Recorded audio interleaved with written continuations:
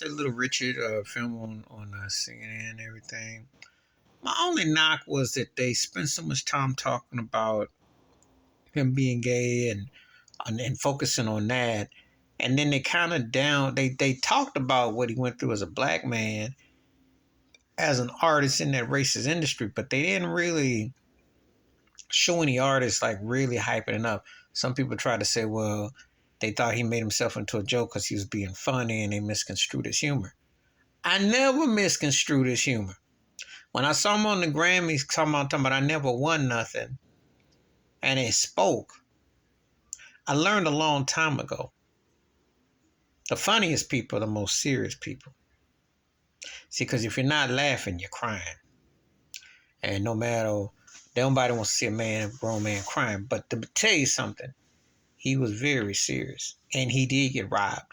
And you would be upset too and be quite, and see, this is the problem with black Hollywood entertainers and stuff.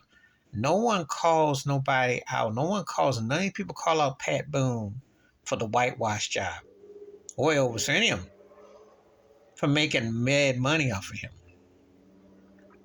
You know, I'm glad when Michael Jackson bought the publishing of Sonny ATV, he had the ATV publishing, he gave Little Richard back his publishing, which a lot of people don't know because he wanted to right that wrong. That was an injustice. You're the originator. You are the king of rock and roll. You know, this documentary spent so much time, you know, trying to just mainly stick on his sexuality and stuff, and they did parts of that. But what about the compositions? What about how the talent that he had come through him? You know, James Brown was one of your singers. Jimi Hendrix was one of your guitar players. The Beatles and the Rolling Stones both wanted you to be their managers. What does it say about your otherworldly reach?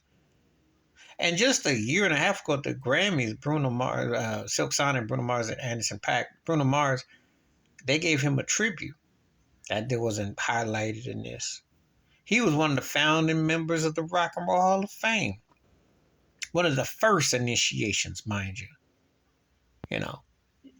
So, you know, when you think about his impact, what he did, you know, you got to really go into it. But then you do see the whitewash that they're trying to do because it's like, well, you know, they still found him. And the thing about him is that even though he was open and brazen what he's about, he still was black. He still was feared. So what does that show you when they have someone like Billy Porter come on there who, you know, it's not the same. It's not the same. Because Little Richard really was terror. He was really a threat. And I always tell you, you're a black man, you're a movement, you can be scary. And he was scary for some. You know, the lyrics, and they were light, and they weren't lighthearted, but you know what I mean. But still, he was scary for some because he really had crazy sway. You know, tapped into something, and the hardcore racism and everything that was real then is still now.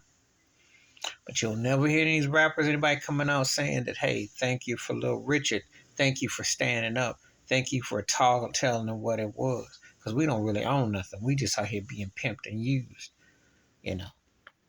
And that's the truth. That's the truth.